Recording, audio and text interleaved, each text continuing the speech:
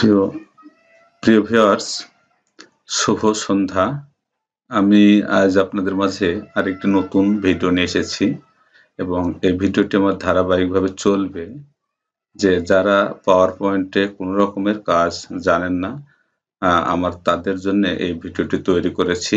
যে আপনারা যদি রেগুলার এই পর্বগুলো দেখেন তাহলে নিশ্চয়ই আপনারা শুরু থেকে শেষ পর্যন্ত অর্থাৎ পাওয়ার পয়েন্ট প্রেজেন্টেশন সুন্দরভাবে তৈরি করতে পারবেন।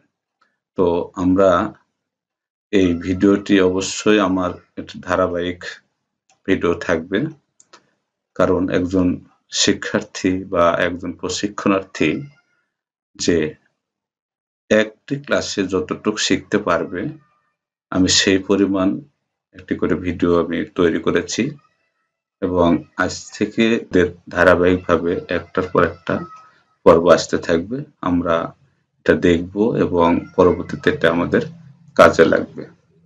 তো চলুন আমরা ভিডিওটি দেখি। তার আগে বলবো, যারা আমার চ্যানেলে নতুন এসেছেন তারা আমার চ্যানেলটি সাবস্ক্রাইব করবেন এবং পাশের বেল আইকনটি অন করে রাখুন। প্রিয় সহকর্মী, আজকের পর্বে আপনাদেরকে স্বাগত।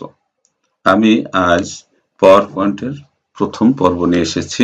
যে একজন নতুন ইউজার অর্থাৎ পাওয়ার পয়েন্ট যারা ব্যবহার করবেন, একদম নতুন যারা, তাদের জন্য বেশি কাজে লাগবে। তো চলুন আমরা ভিডিওটি দেখি।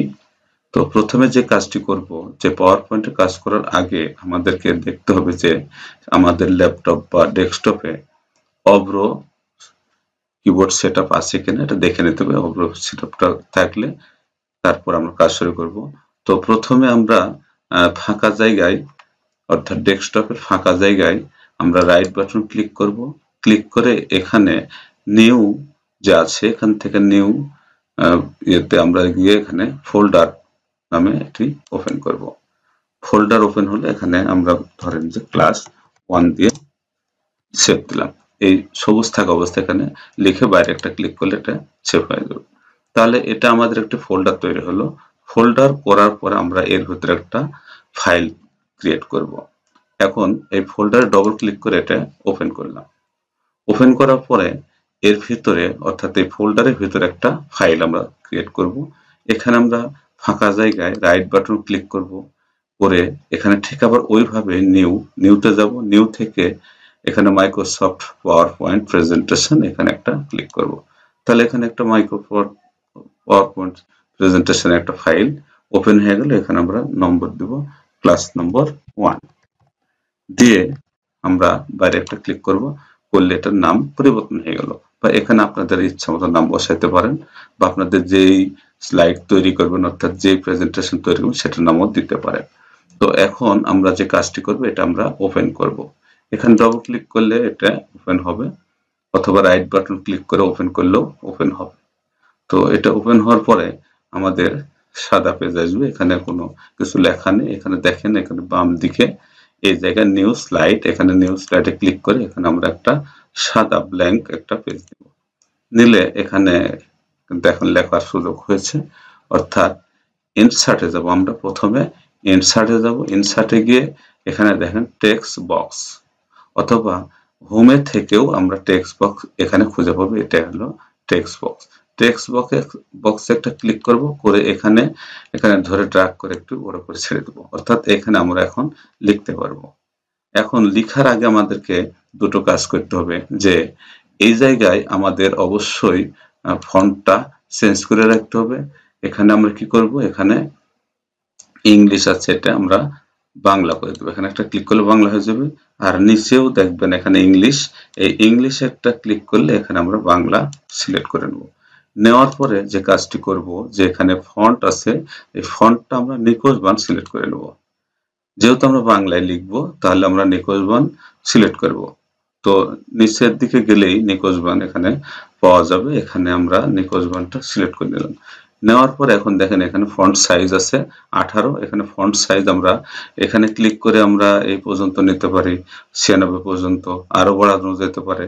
তো আমরা এখান থেকে নিতে পারি, অথবা এই যে দুটো এ দেখবেন এখানে দুটো এ আছে, এটাতে দিলে বাড়তে থাকবে, দেখেন 24, 28, 32 হয়েছে। এখানে আবার যদি আমরা ক্লিক করতে চাই তাহলে এখানে কমতে থাকবে, অর্থাৎ আমরা এটা দিয়ে বড় করে নেব। এখানে আছে কি 28, অর্থাৎ আমরা এখানে 32 সাইজ করে নিলাম। নেওয়ার পর আমরা লিখবো, মনে করেন যে আমরা ইংরেজি লিখবো, বাংলা হবে, তাহলে এ এম এ আর আমার, কিন্তু আসলে এটা হচ্ছে না। এটা কেন? এটা কিন্তু একটা ট্রাবল শুটিং, এটা মনে রাখবেন। এরকম যখন হবে তখন আপনারা দেখবেন যে এখানে বাংলা করা আছে, এখানেও বাংলা করা আছে, অথবা অথচ এখানে লিখতে গেলে ঠিক মতো হচ্ছে না, কারণ এখানে নিখোঁজ ব্যাংক করা আছে।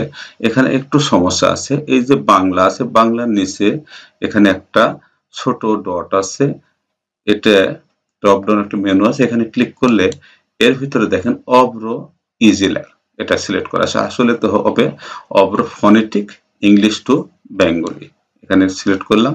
এখন দেখেন আমি লিখতে যাব, যে এখন যখন লিখব, আমি যদি এখন আমার এম এ আর আমার সোনার, দেখেন সুন্দর করে আমি যা লিখতেছি তার ইংরেজি, আমি এখানে লিখতেছি ইংরেজি, হয়ে যাচ্ছে বাংলা। তো এইভাবে আমরা আমাদের নাম, ঠিকানা, প্রতিষ্ঠানের নাম, পদবি ইত্যাদি ইত্যাদি আমরা লিখতে পারবো। প্রিয় সহকর্মীবৃন্দ, আমরা এইভাবে প্রথমে আমরা একটা পাওয়ার পয়েন্ট স্লাইডে কিভাবে লেখা শুরু করতে হয় এই বিষয়টা আমরা জানলাম। আগামী ক্লাসে আমরা এই লেখাগুলিকে আমরা বিভিন্নভাবে ডিজাইন করব এবং সেই ডিজাইনগুলি আমরা বিভিন্ন কাজে লাগাবো। তো আজকে এই পর্যন্তই ক্লাস, পরবর্তীতে আবার দেখা হবে। সবাইকে ধন্যবাদ।